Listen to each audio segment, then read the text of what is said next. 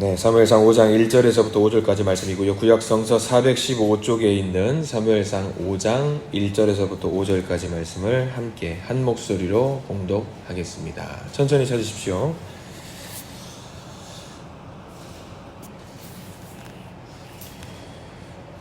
네, 우리 1절에서부터 같이 한 목소리로 읽겠습니다. 1절입니다. 블레셋 사람들이 하나님의 궤를 빼앗아 가지고 에벤에셀에서부터 아스돗에 이르니라.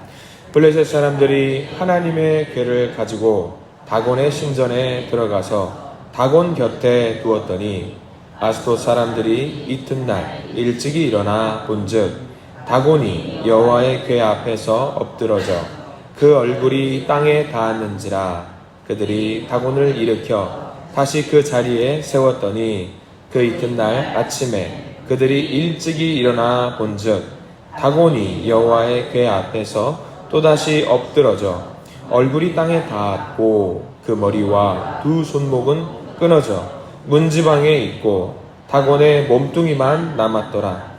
그러므로 다곤의 제사장들이나 다곤의 신전에 들어가는 자는 오늘까지 아스돗에 있는 다곤의 문지방을 밟지 아니하더라. 아멘. 오늘 말씀 가운데 하나님의 은혜와 축복이 복이 우리 가운데 넘치기를 간절히 기도합니다. 우리가 이제 설 명절을 끝내고 나서 성경 말씀을 계속 보게 됩니다. 아마 명절 연휴 기간에 친척 집에 다녀오신 분들은 이제 쭉 한번 5장이 쑥 넘어갔을 거예요. 그래서 기존에 있던 성경 말씀을 다시 한번 되짚어서 말씀을 보시고 사무엘 말씀을 계속 함께 읽어 나가시기를 바랍니다. 자, 오늘 말씀은 좀 재밌는 이야기들이 많이 나옵니다. 어제까지만 해서 블레셋과 전쟁을 이스라엘 백성들이 펼쳤어요.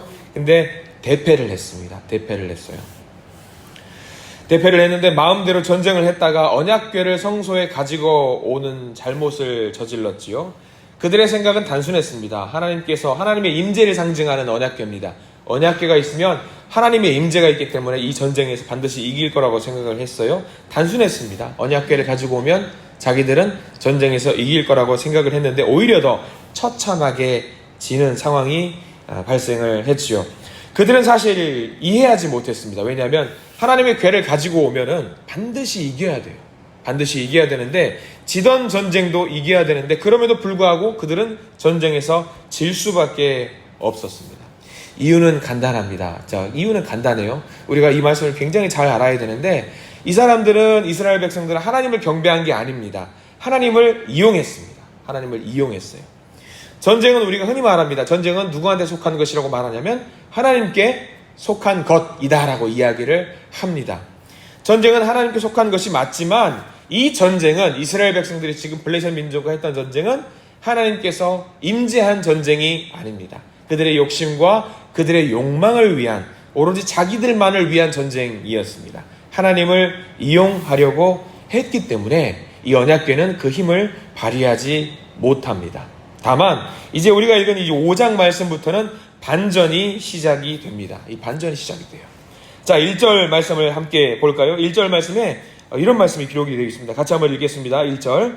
블레셋 사람들이 하나님의 궤를 빼앗아 가지고 에벤에셀에서부터 아스돗에 이르니라. 여기 아스돗에 표시를 좀 해두었으면 좋겠습니다. 아스돗. 블레셋 민족은요 5개의 부족 국가가 연합된 민족이에요. 아스돗. 5개의 명칭을 우리가 모두 다 알 필요는 없는데 오늘 3개의 민족이 나옵니다. 첫 번째로 아스돗이라는 이제 부족 국가가 등장을 해요. 이제 조금 우리가 읽어나가면은 5개 부족 국가 중에 2개의 부족 국가가 더 등장을 하는데 굉장히 재밌어요. 자, 이 아스돗으로 언약궤를 옮깁니다. 블레셋 민족은 굉장히 좋았겠죠. 왜? 전리품을 자기들이 이제 얻어냈으니까. 그것도 그냥 전리품이 아니에요. 뭐 금이나 은이나 어떤 뭐 그런 것들을 얻어내는 것이 아닙니다. 이스라엘 민족을 지키고 있는 야훼 하나님이라는 것을 대변하는, 그 존재를 대변하는 언약궤라는 것을 자기들이 얻었으니까 기고만장합니다. 굉장히 우리가 이스라엘을 이겼다라고 말하죠. 그리고 이때만 해도 전쟁이 무엇과 무엇의 전쟁이냐면 나라 대 나라의 전쟁이 아니라 신과 신의 전쟁이에요. 그러니까 자기들이 믿고 있던 이 신이 이스라엘 민족의 신을 이긴 거예요.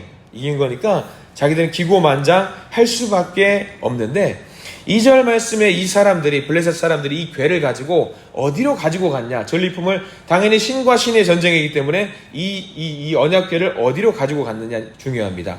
2절 말씀에 이렇게 나와 있습니다. 2절 말씀, 블레셋 사람들이 하나님의 궤를 가지고 다곤의 신전에 들어가서 다곤 곁에 두었다. 여기 다곤에도 표시를 좀 해둘 필요가 있습니다. 다곤의 신전에 들어갔다고 했어요.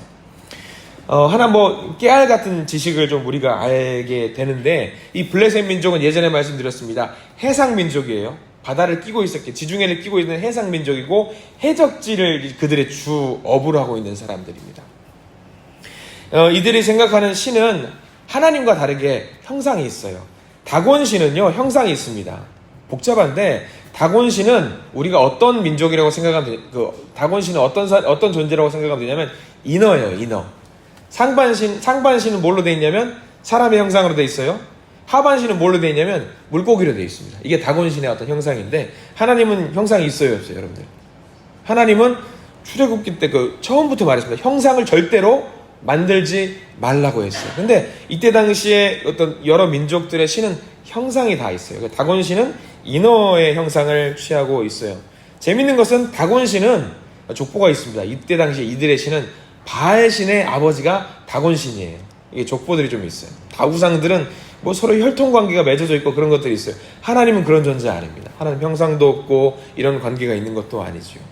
중요한 건 이제 언약궤를 가지고 와서 다곤 신상, 이제 인어죠. 인어의 형상을 하고 있는 신상 옆에다가 보관을 합니다. 그리고 이 블레셋 민족들이 말을 합니다. 사람들이 말을 합니다. 여호와 하나님이라며. 웃기시네. 그게 뭐가 대단해? 우리가 이겼잖아. 우리 다곤신이 이겼잖아. 언약궤 이거 아무것도 아니네. 그들은 기고만장해 있어요. 전리품으로 이 아스돗 민족의 어떤 중심에 있는 그 신상 옆에다가 보관을 해둡니다. 그런데 재미난 일이 자고 일어나니까 발생을 하지요. 3절 말씀을 같이 한번 읽어보겠습니다. 3절 시작. 아스돗 사람들이 이튿날 일찍이 일어나 본즉 다곤이 여호와의 궤 앞에서 엎드러져 그 얼굴이 땅에 닿았는지라. 그들이 다곤을 일으켜 다시 그 자리에 세웠더니. 굉장히 재밌는 상황이 발생을 합니다. 우리는 재밌죠. 우리는 재밌어요, 이 영상을 보면. 근데 아마 블레셋 민족들은 이제 놀라는 상황들이 발생됐을 거예요. 다곤 신상이 어떻게 돼 있어요? 자빠져 있는 거예요. 엎드려져 있는 거예요. 그리고 어디 앞에 자빠져 있냐면 무려 언약궤를 향해서 머리를 조아리는 형태로 자빠져 있는 상황이 발생이 되었어요. 어떤 모습 같아요, 여러분들? 그 언약궤 앞에 머리를 조아리고 있는 거예요. 그건 뭐냐면 경배하는 모습이에요. 경배하는 모습. 자빠진 모습, 굴복을 당한 모습을 우리에게 보여주는데, 3절 말씀 제일 끝에 굉장히 재밌는 표현이 나오지요. 제일 끝에 뭐라고 나옵니까? 그들이 다곤을 일으켜 다시 그 자리에 세웠더니. 여기는 밑줄을 반드시 그어두셔야 돼요. 왜 그렇습니까? 이때 당시 이 사람들이, 블레셋 민족이 믿고 있는 신은 어떤 존재입니까? 스스로 일어날 수 있어요, 없어요? 스스로 일어날 수 없는 존재를 말하는 거예요. 이것도 이 블레셋 사람들이 자기들이 아는 거예요. 자기들이 믿고 있는 신이라고 한다면 그 신상이 어떻게 해야 됩니까? 스스로 일어나야 돼요.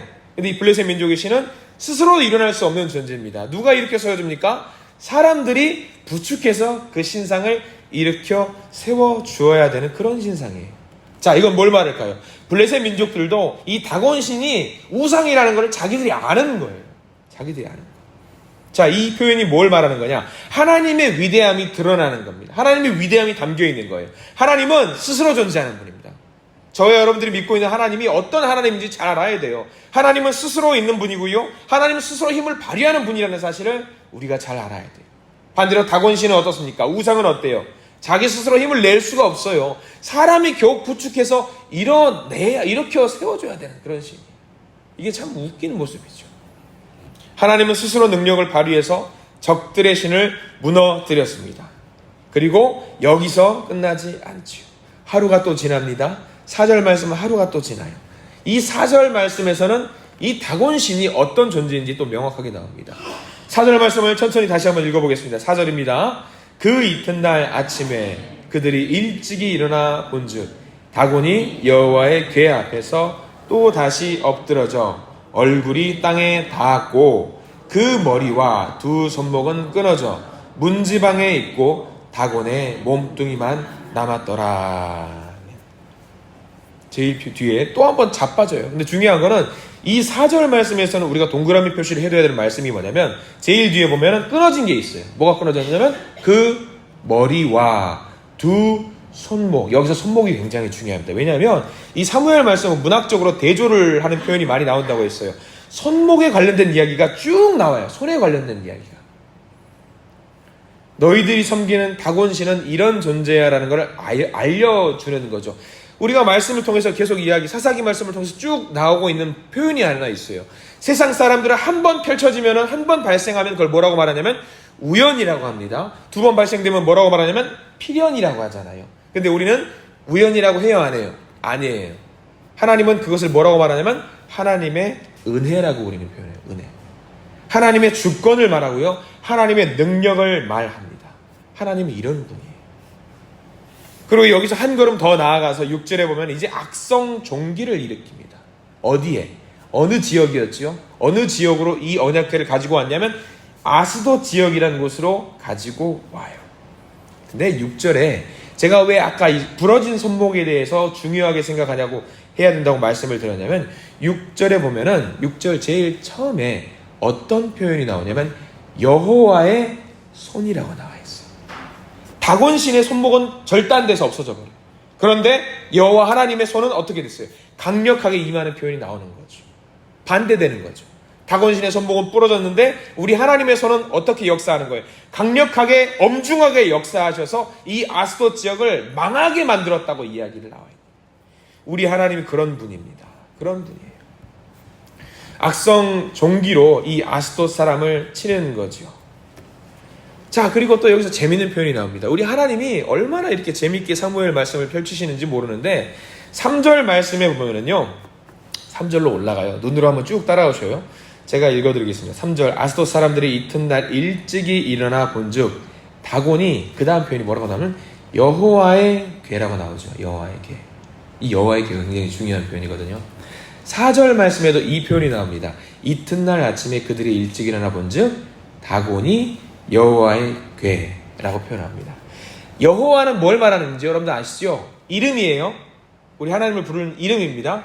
블레셋 민족이 자기들의 신을 이름이 뭐라고 나와 있죠? 다곤이라고 나와 있잖아요. 그러니까 부르는 거예요. 신 이름이에요. 다곤, 야훼. 우리가 부를 때 야훼 하나님은 위대한 하나님이지만 이방 민족들이 봤을 때 야훼는 그냥 이름이에요. 그러니까 이 블레셋 사람들이 언약궤를 가지고 오면서 부르는 거예요. 야, 니들이 부르는 야훼 이거 어때? 별것도 아니잖아. 이렇게 이야기를 하는 거잖아요. 이방 민족들이 야훼라고 막 부르다가 갑자기 한 대 맞고 나서 이 악성 종기로서 야스토치 민족이 망하고 나서 이름을 못 불러요. 7절 표현에 나옵니다. 7절에 보면은 한번 쭉 따라서 와서 같이 한번 읽어볼까요? 7절 여기 동그라미 표시를 해둬야 됩니다. 7절 시작. 아스돗 사람들이 이를 보고 이르되, 그 다음 표현 이스라엘 신의 궤. 자, 거기 표현을 한번 해주십시오. 야훼라고 못 불러요. 이름을 못 불러요. 이들이 이제 한 대 맞고 나니까 다곤신이랑 다르네? 우리는 다곤 그룹 부르는데 야훼라고 불렀더니 우리를 한 대 치네? 라고 하는 거예요. 제가 어렸을 때 동네에서 한 살 큰 형들이랑 편하게 이름을 불러가면서 교제를 했어요. 이름이 아직도 기억이 나요. 이름이 한준, 정한준 형이었어요. 한 살 많아요. 제가 이제 5학년 때 그 형은 6학년이었는데 동네에서 어렸을 때 잘하니까 형한테 그냥 형이라고 안 부르고, 한준이 형이라고 안 부르고 뭐라고 부르냐면, 아마 다들 그러셨을 거예요. 한준아 불렀어요. 어렸을 때는 그럴 수 있어요. 친구니까. 근데 그 형이 이제 문제가 생겼어요. 중학교에 입학을 했어요. 저는 초등학교 6학년이에요. 어느 날처럼 동네 그 문 앞에 가서 한준아 놀자 하니까 그 형이 중학교 1학년이니까 나왔어요. 야, 일로 와봐.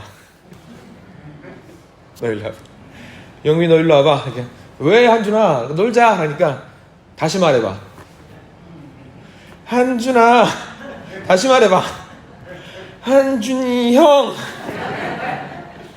왜? 이름을 이제 부르면 돼야 안 돼요? 안 되는 거예요. 왜? 너랑 나는 달라. 너는 나보다 한 살 아래야. 그러니까 넌 이제부터 한준아라고 부르면 안 되고 한준이 형이라고 불러야 돼요. 한준이 형 놀자. 그때부터 놀았어요. 이제 이거예요. 말씀을 묵상하다 그때가 생각이 나는 거예요. 이때까지만 해도 블레셋 민족은 야훼 나와봐 이랬어요. 근데 악성 종기로 한 대 딱 아스돗에서 맞고 나니까 이제 그때부터는 야훼의 궤, 야훼의 궤, 야훼의 궤라고 말을 못하는 거예요. 이때부터 뭐라고 말해요? 이스라엘의 신이라고 명확하게 부르는 거죠. 신이에요. 우리의 다곤과 달라요. 우리는 다곤이라고 불러요. 근데 이제부터는 야훼라고 부를 수 없는 신이 된 거예요. 야, 잠깐만. 야훼라고 불렀다가 한 대 맞고 나니까 이제 명확하게지는 거죠. 이분은, 이 존재는 그냥 야훼가 아니구나. 우리가 이름을 불렀다가 큰일이 나는 그런 분이구나. 이런 존재가 되는 거죠.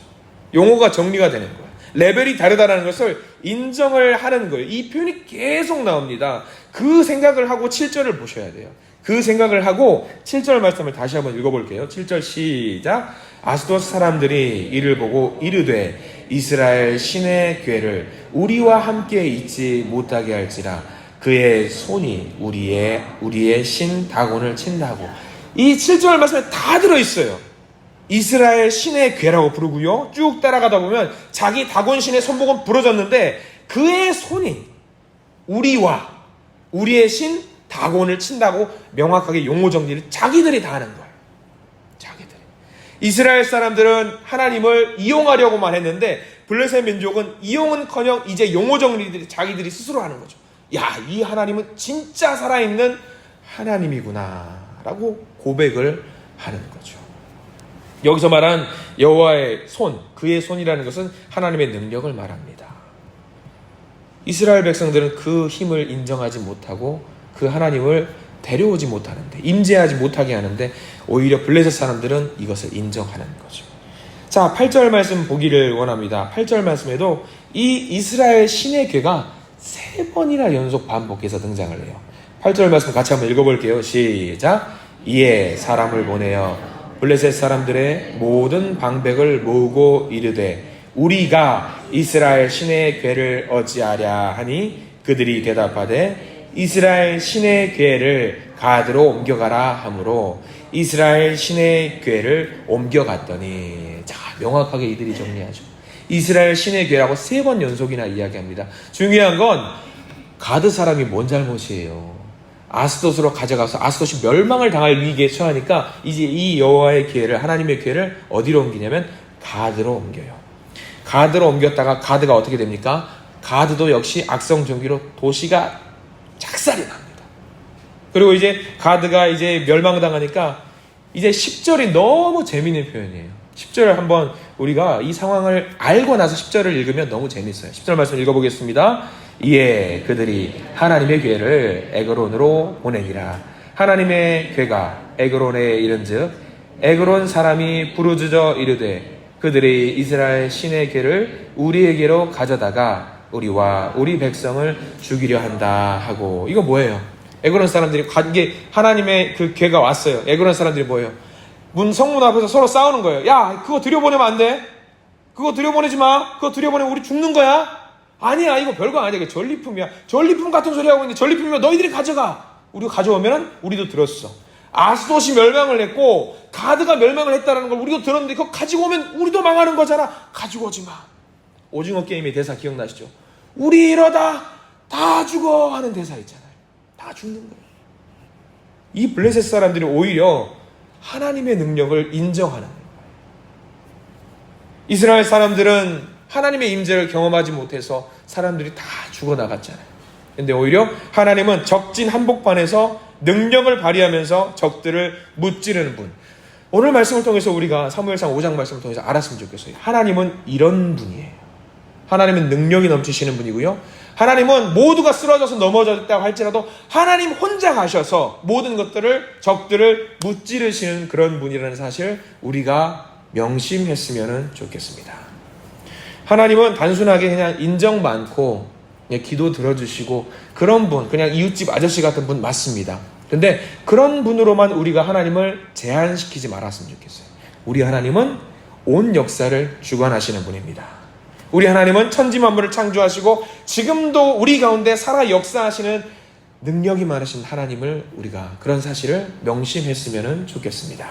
그런 하나님께 오늘 우리가 기도하면서 하루를 시작하셨으면 좋겠어요. 우리의 모든 경제적인 문제라든가 건강의 문제, 자녀의 문제, 신앙의 문제, 우리가 이 문제, 모든 문제를 해결할 수 없습니다. 그러나 하나님은 해결할 수 있는 분이십니다. 내가 할 수 없는 그것을 여호와의 손이, 그 능력이 능히 할 수 있다는 것을 믿고 고백하는 오늘 하루가 되기를 간절히 축원합니다. 명심하십시오. 우리들이 못하면요, 하나님이 하셔요. 우리들이 못하면 반드시 하나님이 하십니다. 그 하나님의 손을 의지하시고 달려가시는 오늘 하루, 축복, 복이 넘치는 하루가 되기를 간절히 축원합니다. 주님의 손 붙잡고 기뻐하시는 오늘 하루, 기쁨이 넘치는 오늘 하루가 되기를 간절히 축원합니다. 기도하겠습니다. 주님, 이스라엘 백성들은 여호와의 궤를, 하나님의 궤를 자신들의 생존을 위한 어떤 전략적인 도구로 사용을 했습니다. 그러나 하나님은 스스로 블레셋 가운데 들어가셔서 그들을 심판하시고 출애굽의 신이었음을 다시 한번 보여주고 계십니다. 하나님의 손, 하나님의 능력, 하나님의 거룩한 손을 우리가 다시 한번 보기를 원합니다. 그 손으로 우리를 새롭게 만들어 주시옵소서. 부정하고 연약한 우리 삶을 다시 일으켜서 하나님의 백성으로 이 시대를 변환시키는 자녀들이 모두 되도록 저희들을 인도하여 주시옵소서. 이 땅의 모든 잘못된 것을 바로 잡으시고 우리의 삶 가운데 꼭 필요한 하나님의 능력을, 성령의 충만을 우리에게 부어 주시옵소서. 선물로 주신 오늘 하루의 삶을 살아갑니다. 주님, 기쁨으로 하나님의 능력을 경험할 수 있는 오늘 하루가 되도록 저희들을 인도하여 주시옵소서. 예수 그리스도 이름으로 간절히 기도드립니다. 아멘.